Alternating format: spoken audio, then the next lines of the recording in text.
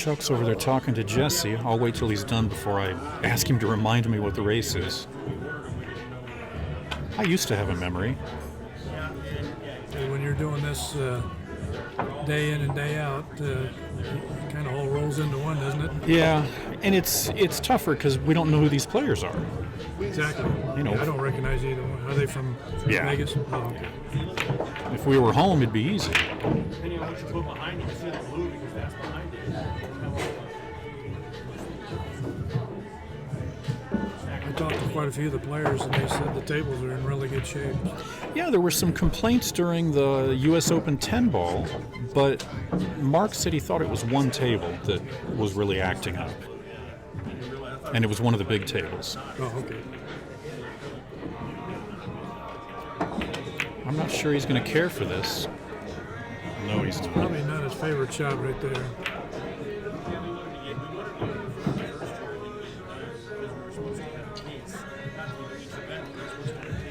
Oh, I thought that was the 2 ball up there. That's the 8 ball. Okay, he was fine. I looked at it a couple times, and it looked like the 2 ball to me.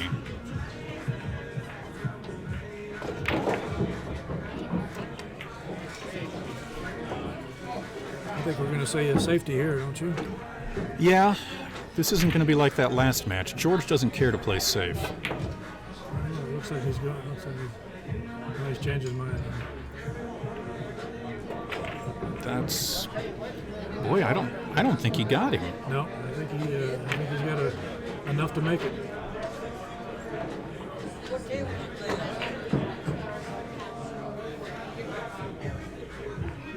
Oh, and he got a nice bump there.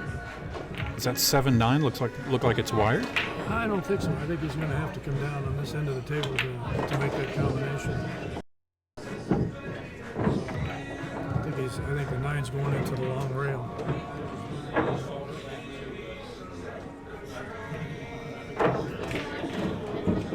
Or he's going to break it out. But he's not going to care for this. Stroke. Yeah, he hit it real good. Got to play safe here. He had a two-way shot there. If he makes it, he got a shot. If he doesn't, he's safe. Yeah, I think he was asking a lot to make that on the side.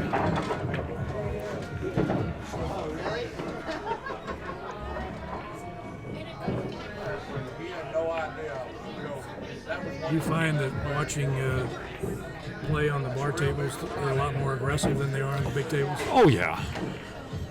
I know a lot of shots they'll go for on the small tables as opposed to the big tables. They'll play safe. Yeah, on a small table, I think everyone thinks they're out. You know, if nothing's tied up, I'm out. And I mean, when you consider the open division, you know, players like you are out. You know, there's no reason if you don't have balls tied up that you're not going to run out.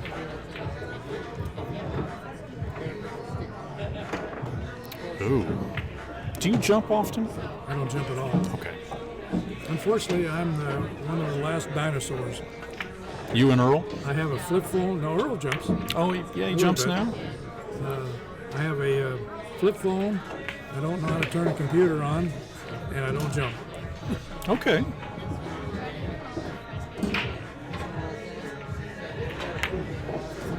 I always remember some of the old players, their philosophy was if you can't kick at it, you shouldn't be playing it. Right. All right, now let me find out who's who here.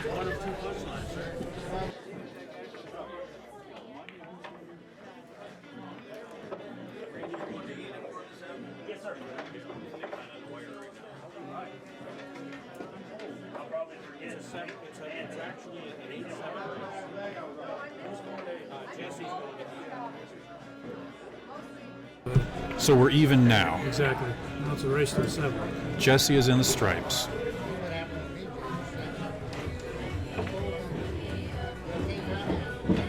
I can't blame you. It's not like we hired you to do this, right? You're a funny guy. You got a pen? Yeah, I got a pen. You want to stab me with it? I'm going to make a note so I don't forget. I could, like, dry erase it up here. It's right there. He's going to make a note to stab you, or are you going to make a note who's... I'm a little worried about that. All right, now I'll remember. Jesse's in stripes. Right, now we'll remember. All right, now this question has nothing to do with what we're watching. Will you explain to me two-shot push-out? You talking about the old rules? This is probably back in the 80s, late 80s or Right. something, before they went to the two-shot push-out. Let me see if I can remember how this goes now. I believe if you pushed out At any time. at any time on any ball, and then you shot it, and You had to make it. you had to make it, or Okay. it was ball in hand. Or no, it was the incoming player's option, whether to shoot the next shot. I believe that's the way it was. No? Okay. I thought it was you could push out at any time, but you had to make the ball or you gave up ball in hand. I believe that's it. That's exactly what it was. And what I'm curious about is how that changed the strategy at the table. I believe they were trying to speed up the game, and what that was doing, every time somebody had a tough shot or something, they would push out, and then the other player would deliberate whether he was one to shoot it or not, and that could go on for every shot. But I mean, in modern day, in Texas Express, you push out to something that you're comfortable with as safety. Right. The idea of pushing out to somewhere where I can make the ball but you can't, well, let's reverse it, where you can make the ball and I can't. It just so happens that back in 2004, when I went to the Derby City, they had some after-hour tournaments back there, and I got in all of them because I was back there, and I said, I'm playing at everything that can be played in. I got to the finals of one of them, and I had to play Charlie Williams, and that was the rules they had. Oh, wow. And he pushed out to a shot that was about an 85-degree cut down the rail with balls, the cue ball was crossing. Right. And I looked at it and I said, well, if he makes this and runs out, He deserves to he win. deserves, and he did. How many of us have lost a game or a match saying if he does this, he deserves? Exactly. Yeah, well, he deserved it And then. the thing about it, I told myself, if that shot comes up again, he's going to be shooting it again because he's going to have to make a believer out of me. All right, well, Jesse's got the second rack here. He's got a quick 2-0 lead. And again, he's going to 8. His opponent is going to 7. White's a 616. Jesse's a 590. That's a 983. And this is winner breaks. Right, 9 ball gets spotted if it's made on the break. right. Now, you played a couple tournaments in past seasons, and in past seasons, we didn't handicap the race. So we had alternating break to give the weaker player a better Right. chance. But with a handicap like this, we don't need to give the weaker player a better chance. How would you say the Fargo rating is going this year as opposed to last year?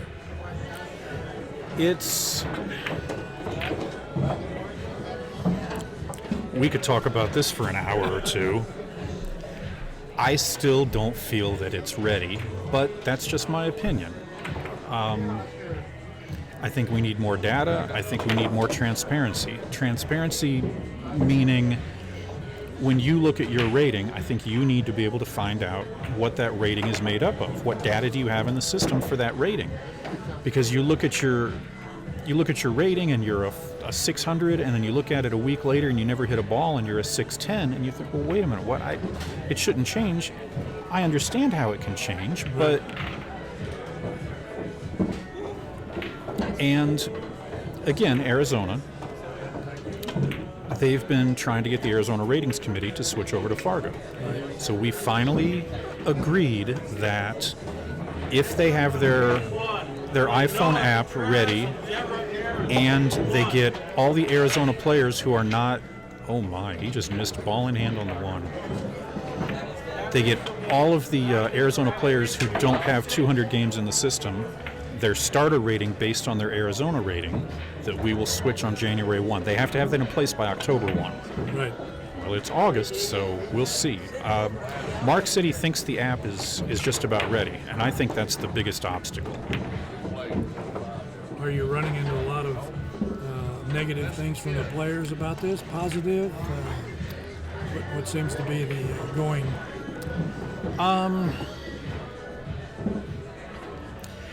It's so strange because nobody has a I don't really care attitude. It's either I love Fargo and we should switch right now, or I hate it and I don't think we should ever switch. So there's no middle road. Very little. But you've been around a while, Mike, and we all know that rating systems have been on and off throughout my pool career, and I don't think we've ever hit on one that we had 100% agreement on. There's always some people that don't like it, some people that like it. I don't know if we're ever going to find one that's perfect, but this is a pretty good one. Would you think? Would you say Fargo? As far as if I all love the the data's idea. in the books, right? I love the idea. What's he doing here on the 9? He's hoping for a good roll and Didn't get it. Jesse missed a 7 ball that he wasn't supposed to miss. Okay, well, if you're going to miss it, I think he would. harder. Yeah. Well, see, when you talk about ratings, I can remember when we had ABC ratings back in Phoenix. Right. Tournaments were just considered non-all-star tournaments. And what was they considered an A an all-star? And back east now, I think you are back there quite a bit. I think don't they have an A and an A plus and a B and a C? Tony Robles' tour, I believe, uses a system like that. Well, the guys seem to be enjoying playing this 9-ball. Yeah, in the past, as you know, we played all the different games on this tour. Right. And that was kind of before the Diamond Tour, there was the Desert Classic Tour. Okay. Before the Desert Classic Tour, there was the Olhausen Tour. Right. The Olhausen Tour was we called it the All-Around Tour, and that the big thing was we play every game. We play bar box 8-ball, we play big table 8-ball. Jesse made a nice bank on the 9-ball to go up 3-0.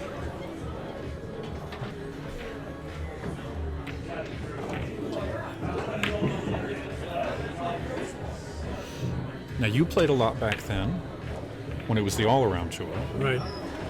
That was back, Scott played a lot. That was when Mitch was really first getting his feet wet. Right. We had to clear it with room owners ahead of time to say, we've got this Mitch Ellerman, he's not 18 yet. And they said, yeah, he can come down and play. He has to leave as soon as he's out. Funny story about Mitch. My wife and I met Mitch and his dad and his brother when he was 11. And I'm not bragging or anything, but I gave Mitch his first lesson when he was 11 years old. And it wasn't, don't try to be a professional pool player? No, it was, I asked him after the lesson, what are your goals in pool? And he said, my only goal is to beat my brother. Tanner. Right. Yeah, well, he's well over that one. And 2 years later, he beat Tanner and never looked back since. I never dreamed when I saw him at that time that he was going to become the player that he is today. Yeah. Not too many talented players come along that, have his ability. And he seems to have, wow, surprised he missed that one by that much. He seems to have a good head on his shoulders. Yes. He's not the, and I'm, not only am I not going to name any names, I'm not even thinking of anyone in particular, but there are young players out there who I'm going to make my living playing pool by hook or by crook.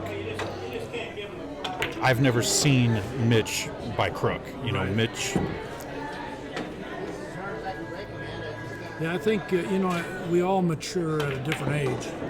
And I think when you're young and you do have the talent that he has, maybe you have a tendency to lean towards making a living playing pool.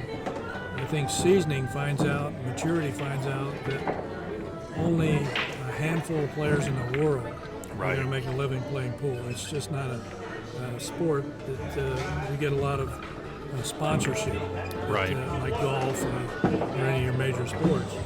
So it's tough to go in there and compete against all those top players and know that tournament after tournament after tournament that you're going to cash high enough to pay the bills. It's just too tough to do. And he has all the ability in the world. Yes, he does. Yes, he does. And I think after talking to him when he was in his early 20s and talking to him now, I just happened to have a little conversation with him about 2 or 3 months ago when he moved up to Vegas.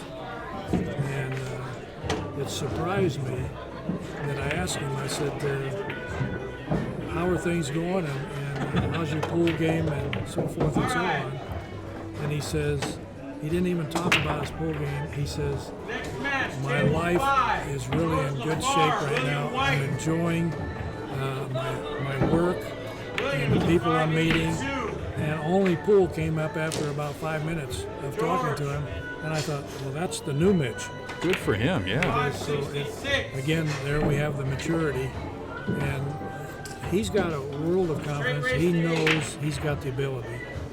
But he also knows that unless you're just a Shane Van Boning or a Dennis Acola, you're just not going to go through life No. and make a fortune playing pool No. unless things change, So finally, Mr. Reid won one. Yeah. So it's 3-1 now? And Jesse looks to be by far the better player. Yes. But I've seen him jaw a handful of balls that, he can run 5 or 6 balls that are,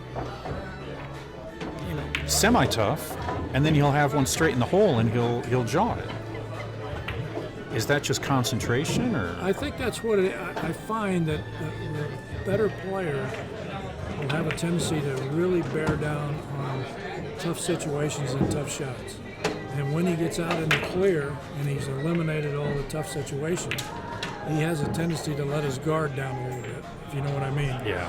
And that concentration level, that's all it takes, is you just lose focus sure. for a split second, and you miss a shot, and you're looking at yourself and saying, good night, how did I miss that shot? Yeah. What did I do here? Exactly. So we figure Jesse's trying to 3-foul already. Yeah, it looks that way. He didn't get real good on a I 3-foul think he attempt. left him the proverbial window. Yeah. I don't know if he can make it, but he sure can hit it. Yeah, he can hit it. And that's got to be his first goal right now.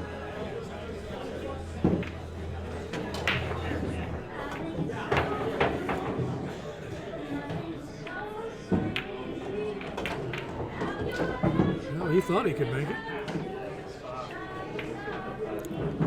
He might have left a window too, but I don't think Jesse can make it either. Oh, he may be able to. Yeah, he got right down on it. Oh, he's kicking. Yes.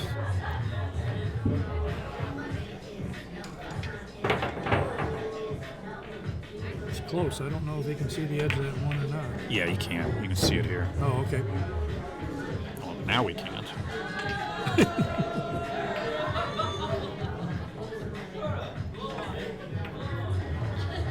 That's a nice shot. Play a nice safety there. Now, you were talking about Derby. I know you've played Turning Stone. You've Right. played the U.S. Open. Yes. Are there any big tournaments left that you want to play in that you haven't? Well, unfortunately, there are, but when you get to be my age, the skill level has gone down. And the desire to play those tournaments is there, but I've always maintained that if I can't be competitive in a tournament, I don't mean I have to go and win the tournament. I don't think I'm going to win any of those tournaments, but I want to, when I play a match, I don't care who I'm playing, I want the person that I'm playing to know that there's another body over there that can play a little bit, and not sure. to just take it for granted. And I don't feel now that that I'm in that range anymore. It's like any sport. We don't get better the older we get. Our skills decline a little bit. But I still enjoy it, and I still enjoy competing. And I don't put a lot of pressure on myself anymore because I know that I'm not the player I was 10 years ago or 15 years ago. But I still have fun doing it, and to me, that's more important. I'm not going to make a living at it, and I enjoy playing with these younger players because I enjoy seeing their skill level and seeing them mature as pool players. And it's really fun to see these new players. I follow pool on YouTube. Okay. Extensively. Okay. So there are some players coming up. I don't know if you're familiar with them or not, but from Europe, there's a young guy that's been around not too long. His name is Joshua Filler. Yeah. You know him? Oh, yeah. And very good, young, talented, good attitude, got all the skills. I really look forward to seeing him in the next few years as he matures and everything. And I think he's going to become a force. Casey, that Clinty Casey, he's Yes. a monster. Yes. And we have another Filipino, like we don't need any more. But, they seem to have a little factory there that they just manufacture them and push them out the door. And I don't remember his last name, but he played in Virginia. I don't know what tournament it was, but it was a pretty high-end tournament. And he came in second, and nobody ever heard of him.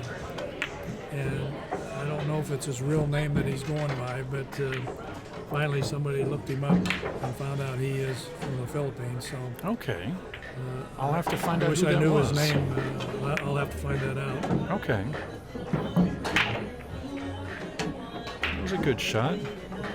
He's his stroke is. I'm trying to figure out what it is about it.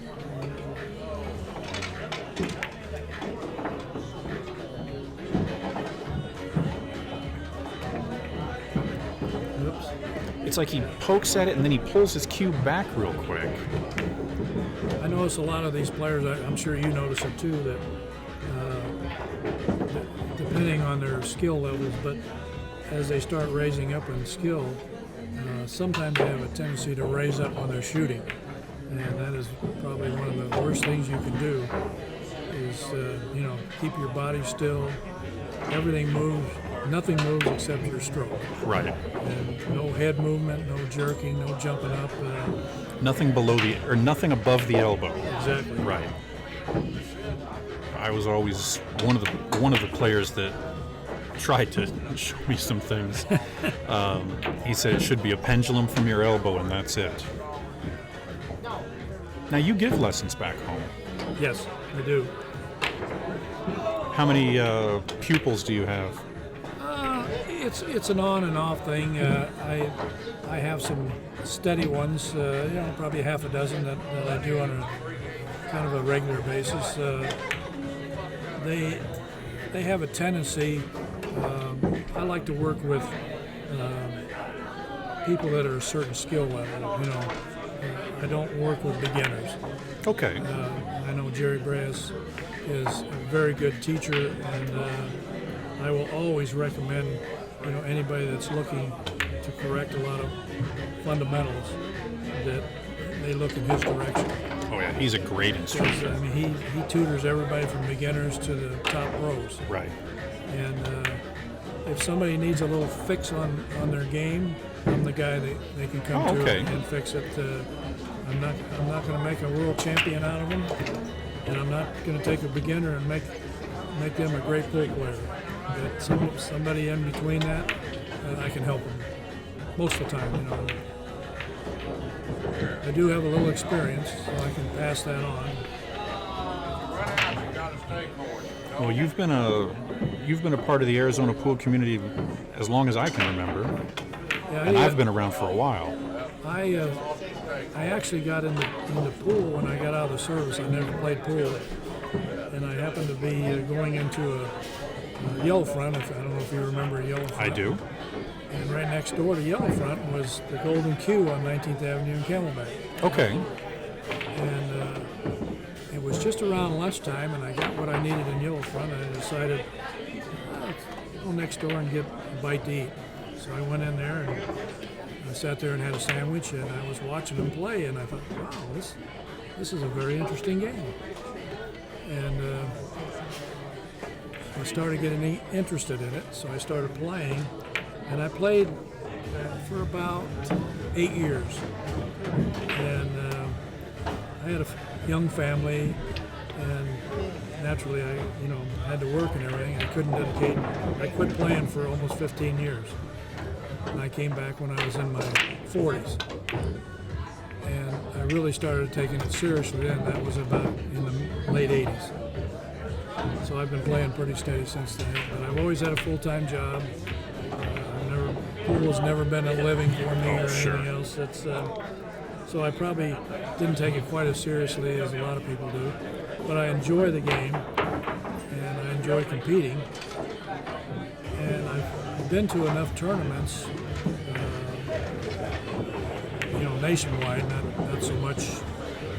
I've never been universal. I never went out of the States, but I played in 3 U.S. Opens, and a Derby City, and probably 12 Reno Opens, several Las Vegas, and hard times. I've been there a couple of dozen times, played in their Swannies and so forth. So I've got a little experience, and I have played most of the big names that were around at that time. Now I don't play that much anymore, so but I enjoy playing the top players. And to me, it's a treat. I'm not being punished if I draw with Shane Van Boning in the first or second round. Right. I feel like it's an honor that I get to play them. And a lot of players don't look at it that way. They're trying to advance in the tournaments, and they don't understand that experience is going to pay off in the long run. Something that stuck with me is you said that you still have fun. You still enjoy playing the game.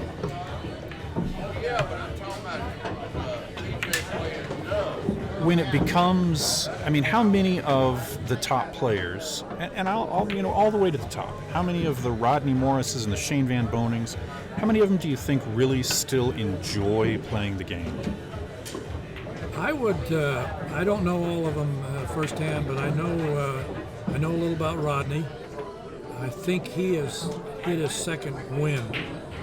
As far as I think he's really starting to enjoy, at least his play lately has really shown that he is back. Not that he was ever gone, Right. But the number one person I think I've been around a little bit that I really see their enthusiasm is Shane Van Boning. He is a student of the game. He practices all the time. People say, well, he's already a great pool player, but he doesn't, sit on his laurels. No. He says, I think I can still be better than I am, and he learns from, people think, well, just because he's Shane Van Boning, that he's going to win every match. Well, he's not going to win every match. No. He's playing against any one of a number of players that can beat him anytime they get to the table. So he has to be at the top of his game when he plays any tournament or matches or whatever he's playing, just to stay where he is. He's just not going to sit back and say, well, I'm the number one player in the United States and I don't have to do anything anymore. It's just like, if you want to use an example in golf, when Tiger Woods was at his best. He worked as hard, if not harder, than anybody else, and he was the number one player for years. So I think that's a secret. But if you don't enjoy the game, I think it becomes work. Right. To do that. Right. Going to a tournament is a job now. Exactly. People think it's just really a fantastic way to do things. Oh yeah, get to play a game for a living. And believe me, it is not all glitter. I think Shane plays his best game when, in between his matches, he's on another table.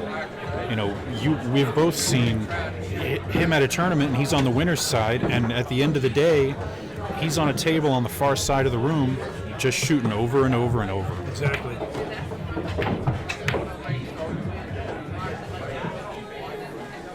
That was a nice kick there. Yeah, it was. Jesse's running away with this match a little bit. They both have a pretty quick pace. I don't like this 4-ball, but...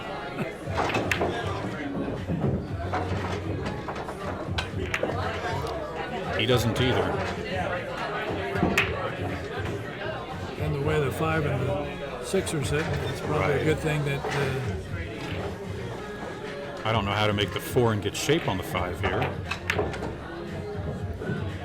Although well... Now, you said you were in the military. yes, I was. Spent 3 years in the Army. I went in when I was 17 and got out when I was 20.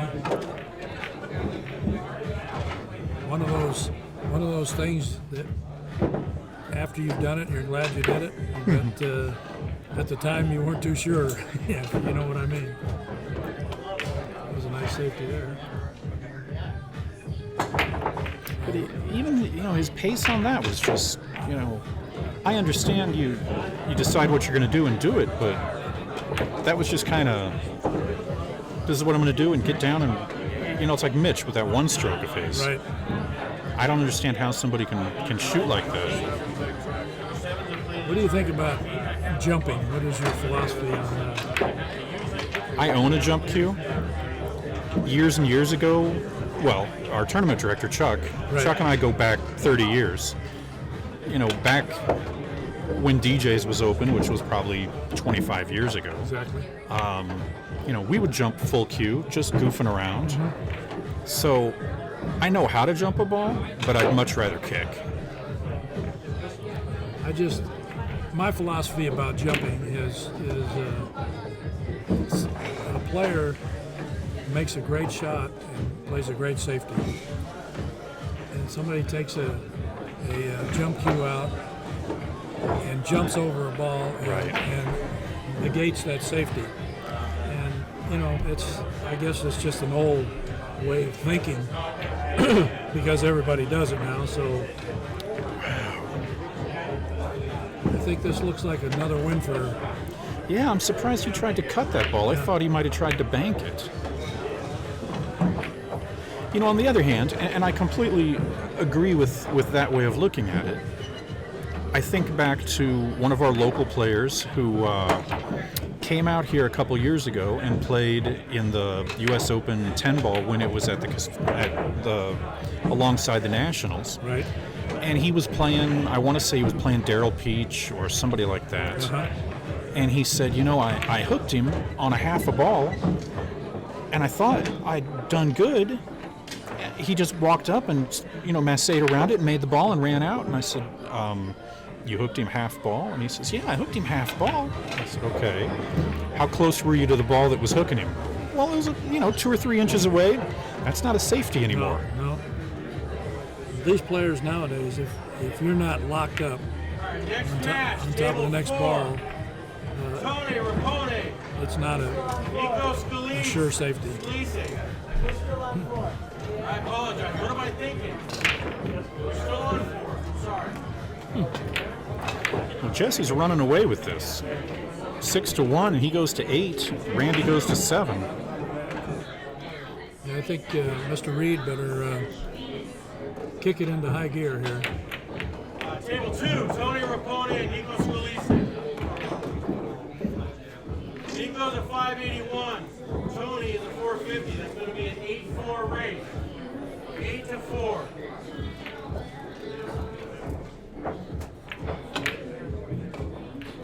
Nice hit. Very nice hit. Like he might get rewarded too. Yeah, he's going to leave him a real tough combo.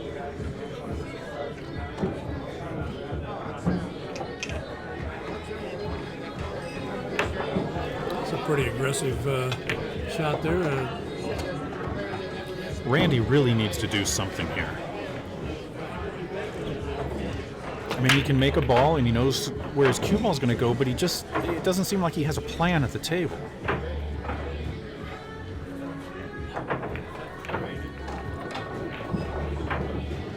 Well, we'll see what happens here.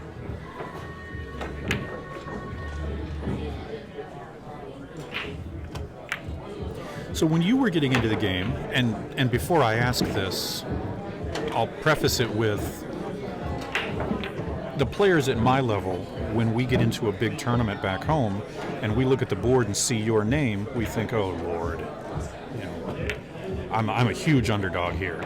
But it's something that's set out of respect because of how well you play. I mean, no one's saying, oh God, that I don't like that Chuck Evans. They're saying, Chuck's a monster player. When you were getting into the game, who were the monster players? Well, I think when I got into the game, Ronnie Allen, San Jose Dick, Richie Florence. These are players back in the 60s. Okay. Late 60s when I got in the game. Mike Siegel was just starting to come on. Nick Varner. I never did see Luther Lassiter play. I heard that he was a monster, but I never did see him personally play. But those were some of the guys. All right, he's making a little comeback now. Yeah. Well, and just as when we say he needs to come with some kind of a plan, he runs out of rack. There you go. And because I hear his name so often, and he was before my time, did you play much against Jay Swanson? I never got a chance to play Jay. In fact, I never even got a chance to see him play, but I heard nothing but good things about him. That seems to be the case. They said he was a sweet stroke, big man, that could just feather the ball around the table when he needed to. Very good competitor. Probably one of the toughest competitors in a tournament or anything. I don't know how he gambled or anything, and that's neither here nor there. But he was just a top player. And some of the players, Keith McCready. That was who I was going to ask about next. I kind of got a kick out of Keith because he never lacked enthusiasm about his own game. Yeah. And most of the time it was, and I got to see St. Louis play. Oh, okay. And another unbelievable player. I mean, unfortunately, most of the time that I saw him play, he liked to have a little shot or two before he got on the table, but it never seemed to bother him any. He handled it well, and very, very impressive player. Steve Miserak, another big man with a smooth stroke.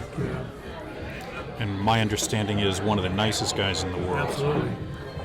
And I'll tell you a little story, if we're talking about the old players that you really have a lot of respect for. And one that comes to mind is Nick Varner. I remember years ago, before I went to my last U.S. Open, he came to Phoenix. And I had seen him before, but, people of his caliber see thousands of players, they don't even pay any attention to him. We have another jump shot here. I was trying to find the best angle on it. Yep. He contacted it. 16 of you. And anyway, Nick came to town, and I think he put on a little exhibition for a day or so before the Open. And Roger Long introduced me to him. And so we talked for a few minutes, and I told him I had purchased one of his cues, and I liked it. And anyway, that was the end of that. So a couple weeks later, I go to the U.S. Open. And I walk in, and my match is the next day, but he is practicing on the first table, and he's got several people around him, and they're talking As to him. always, and so yeah. forth, right? So I'm standing there. I'm probably 15 feet away from him. Not saying anything to him. Just watching. He turned around, saw me, walked over, stuck out his hand. He said, "Chuck, how are you?" Wow. And that impressed me because here I am, a nobody from Phoenix, Arizona, that he had met once for 15 minutes, and he remembered my name and was gracious enough to come up and introduce himself to me again. And I just thought that was a classy individual. And again, I'm not thinking of any particular players by name, but I wonder if some of the current crop of monsters have forgotten that sort of thing. The guys like you back then, when you bought that cue from him, you put money in his pocket. Right. They don't seem to understand that it's guys like that help pay their bills. Exactly. The number of players that, the old joke, what do you have to do to keep that sponsorship? And the answer is walk to the mailbox once a month. That's not the right mentality. That's right. Now, these fans that come to watch and buy their products and cheer them on, so forth, without those people, Right. there would be no pro pool players or anything else, because if nobody's there to watch them, Right. why would, nobody would be interested in it then. So I think that you're exactly right. They need to readjust their thinking. And, when people come up and say something to them, be Right. gracious enough. I mean, you don't have to go to dinner with them, but be gracious enough to spend a couple minutes, talk to them, Sure. shake their hand, whatever. Make them a they, fan. And as long as they're courteous and everything, they should be courteous back. And like you say, I think you made a good point. I think a lot of the newer players have lost that, and it's a shame because without the top players and everything, and the fans behind them and so forth, whatever living they're making in playing pool, they wouldn't be making it. So they do owe a lot of. I think Rodney, you had talked about him, and personally, I think that happened right about the time he was elected into the Hall of Fame. Right. But I think ever since then, and even before that, he gets that. He understands, these are my fans. These are the people who want to see me win.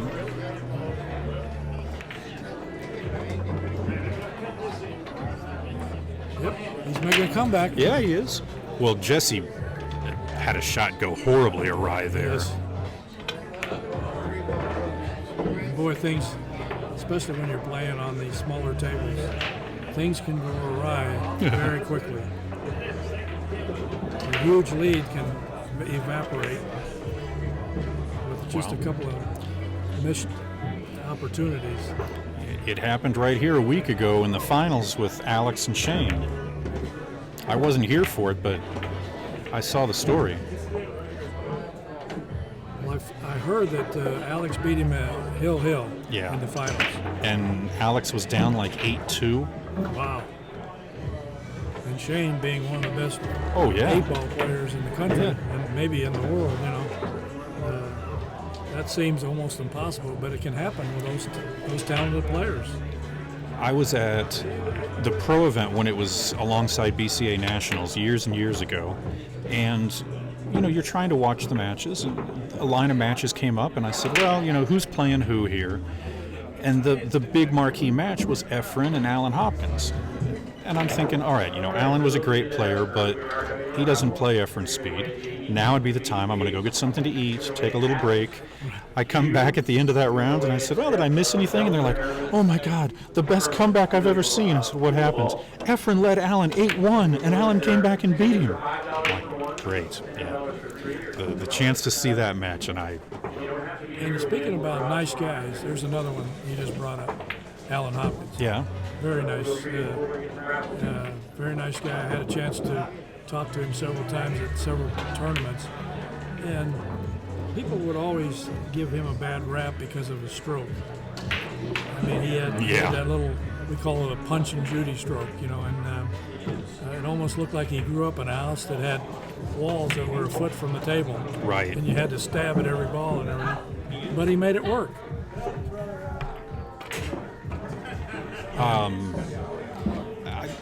I think it was the U.S. Open one time, and we'll say that I might have put a little bit of money on a match that he was in, and I saw him warming up, and I thought, you know, there must be something wrong with his fundamentals. Maybe he's not feeling well, but I'm thinking with that stroke, there's no way he beats Charlie Williams. Sure enough.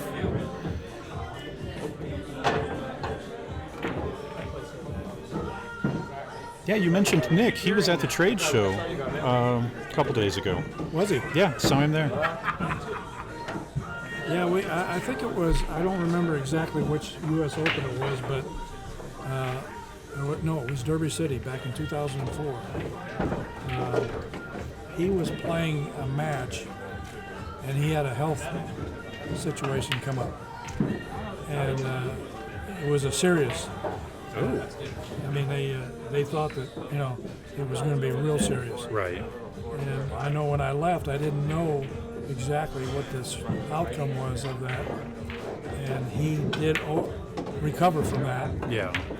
And at that time, I think he was only in his early 50s or something. I mean, he was a fairly young man. And so it was nice to see him recover from that. But he's always been the kind of person that you could approach and ask a question. You know, he's not going to give you a full-blown lesson.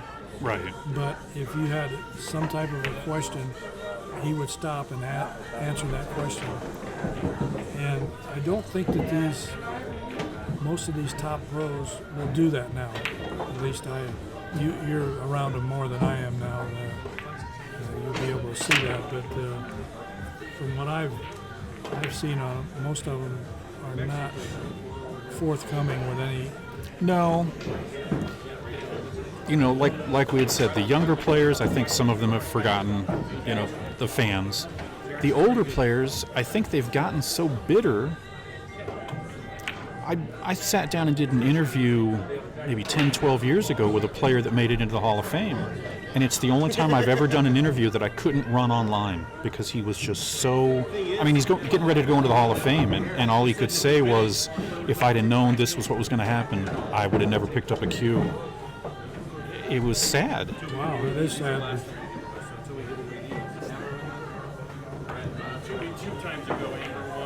And I don't want it to sound like we're, you know, downplaying the game, because I'm positive that you love this game just as much as I do. Exactly. You know, when you walk into the pool room and you hear those balls come together, it's just like you have the feeling I'm home. It's like Beethoven when he's getting ready to write a symphony or something. Oh yeah. It's just, and people don't realize that. It's just some people. Yeah, table 6, go Like ahead. you say, ooh, that was close. Yeah, it was. He lives in Arizona. I'm taking money out of this pool. I liked that. He got where he needed to be. He didn't hit it real hard.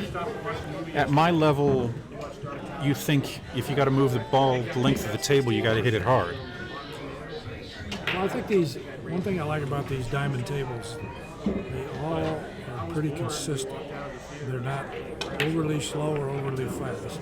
If you just have a nice stroke on the ball, you can move the ball around the table. Oh yeah. You don't have to. It looks like he's going to put an end think to this he's comeback. He's just going to have to temporarily anyway. wait a second for Mary Kaufman to finish her shot on the next table. This should be it for Mr. Hill. Yes, it is. 8-1. Or I'm sorry, 8-3. Sorry, it was. That's made it early. See, we got to talking so much I forgot the score. Here's another question that comes up a lot, especially when you're talking to male players.